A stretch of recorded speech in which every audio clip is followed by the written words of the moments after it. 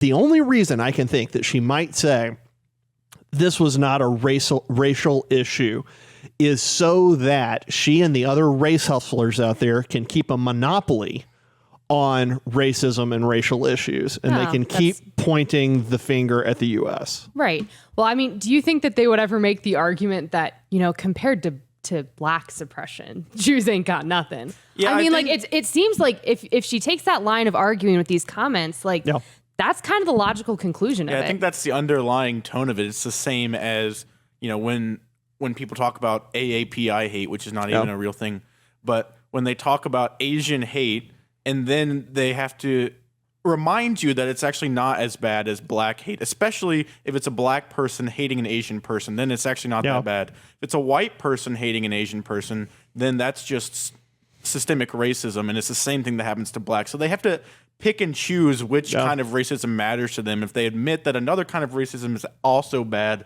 they feel like it takes away from their argument, I think. Right.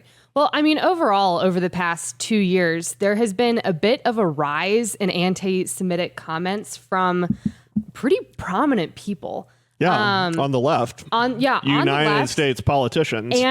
And from black people who campaign for Black Lives Matter. So, like, do you guys think that this is just going to eventually self-destruct Black Lives Matter as they're starting to basically compare races of like, well, you know, we really have it the worst? Oh, the Olympics of suffering. The intersectional Olympics of suffering. Yeah.